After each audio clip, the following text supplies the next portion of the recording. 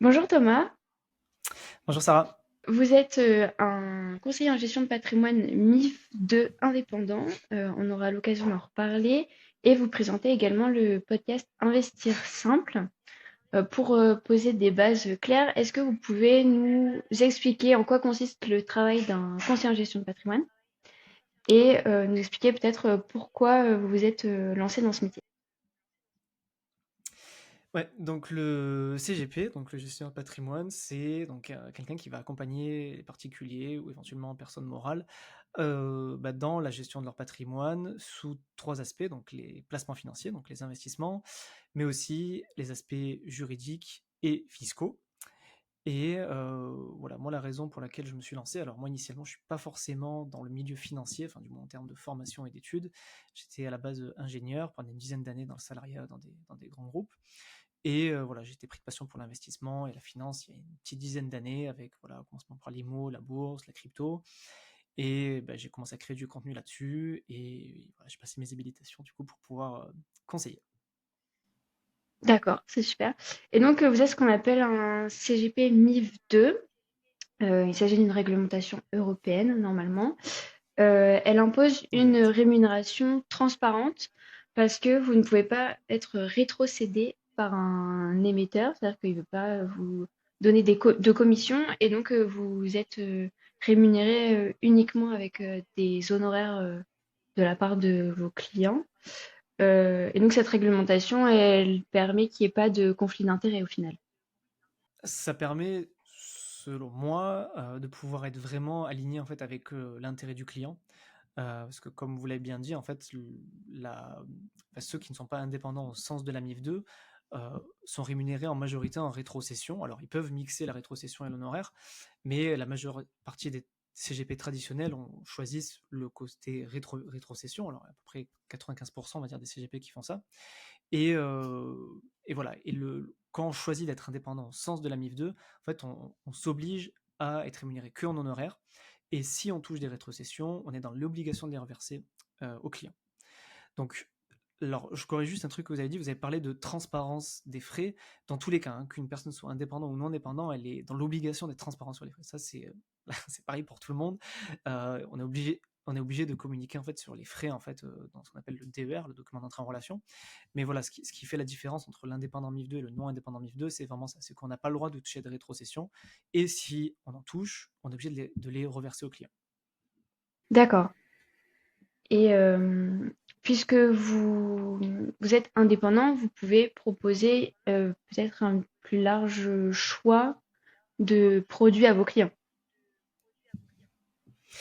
Bah, c'est surtout que je peux proposer des choses sans avoir, comment dire, il y a moins de risques de conflit d'intérêts dans la mesure où je peux proposer tous les produits qui me paraissent les mieux pour le client en fonction de sa situation. Donc, euh, par exemple, notamment sur la partie bourse, j'aurais plutôt tendance à conseiller des ETF plutôt que des fonds d'investissement, vu que voilà, c'est le produit que je considère le plus adapté aux particuliers.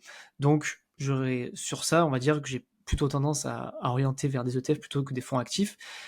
Contrairement, on va dire, pas tous les CGP, bien sûr, les autres CGP aussi, certains en proposent, mais qu'une grande majorité de CGP qui auront plutôt tendance à conseiller des fonds actifs. Après, en termes d'éventail de support, en théorie, hein, un CGP indépendant MIF 2 comme un non Mhm. indépendant MIF 2 doit proposer un éventail de support suffisant en fait à tous ses clients. Après, voilà, moi je me suis spécialisé, on va dire, dans certains actifs comme bah, voilà, les ETF sur la partie bourse ou encore les SCPI, les mobiliers physiques ou éventuellement la crypto pour ceux que ça intéresse. Mais voilà, je peux proposer un éventail effectivement ultra large de supports. Ouais. D'accord, très bien. Oui, parce que c'est vrai, il se dit que les CGP non indépendants ont tendance à proposer des fonds de gestion actifs, alors que les CGPI comme vous ont une préférence pour les fonds passifs tels que les ETF. Alors, c'est ce qui se dit. Après, je connais pas tous les CGP, je sais pas trop comment ils fonctionnent tous. Mais c'est vrai que j'ai noté, que je remarque, hein, qu'on va dire le CGP, on va dire vraiment traditionnel, notamment quand on va voir le CGP de sa banque traditionnelle ou de son assurance traditionnelle, il aura tendance à vous faire investir dans des fonds bah, voilà, des fonds actifs parce que ben, ils sont rétrocédés avec ils touchent des rétrocessions sur les fonds, et puis même, on va dire, c'est un petit peu dans les mœurs, hein, depuis toujours, on investit en fonds parce que ben, c'est comme ça qu'on investit en bourse, c'est la façon la plus simple. Les ETF, c'est quand même quelque chose d'assez récent aussi, Oui. donc il y a peut-être une méconnaissance de la part de certains CGP sur l'avantage des ETF par rapport aux fonds actifs. Après, il y a peut-être aussi des convictions fortes dans certains fonds qui pousseraient les CGP traditionnels à investir dans ces fonds-là. Moi, c'est vrai qu'à titre perso, par rapport à mes connaissances et mes convictions, j'ai une beaucoup plus forte conviction dans les ETF plutôt que sur les fonds actifs. Alors attention, je parle d'ETF indiciel, un ETF large, VS les fonds d'investissement traditionnels qui vont essayer de surperformer l'indice. Je parle vraiment de ces deux choses-là. Et dans ce cas-là, oui, moi j'aurais plus tendance à conseiller des ETF plutôt que des fonds, comme pourraient le faire la plupart des CGP traditionnels. D'accord, très bien. Alors il y a eu une évolution pour l'ensemble de votre secteur qui concerne l'ESG, donc les critères écologiques, sociaux et de gouvernance.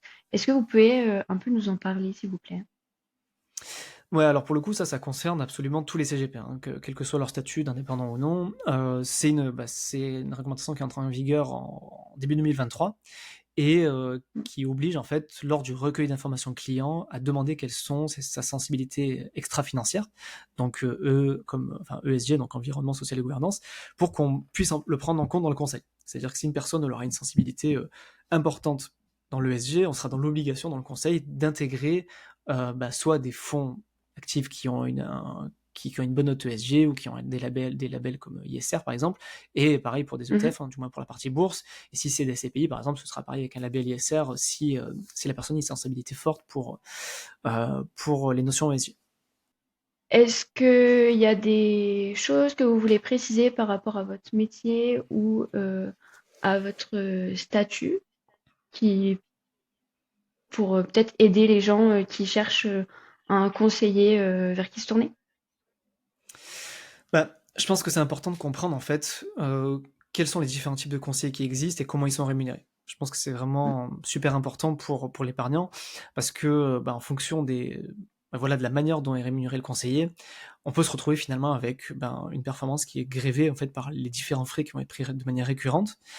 Donc je pense que Mm. c'est super important de comprendre comment fonctionne le mode de rémunération des CGP, les traditionnels, on va dire, de sa banque traditionnelle, les non indépendants MIF2, ceux qui se disent indépendants et qui ont tout à fait le droit, mais qui sont non indépendants au sens de la MIF2, et ceux qui sont indépendants au Mm. sens MIF2, pour comparer, en gros, en payant des honoraires à un indépendant MIF2, est-ce que sur le long terme, ce sera plus rentable que passer par un non indépendant qui va du coup toucher des rétrocessions avec des supports peut-être plus chargés en frais et aussi d'autres frais annexes qui vont être pris régulièrement. Donc je pense que c'est important de voir comment est rémunéré son conseiller et peser la balance entre le pour et le contre d'une part financièrement, mais aussi une question de feeling. Je pense que voilà, c'est une question de feeling quand je suis son conseiller.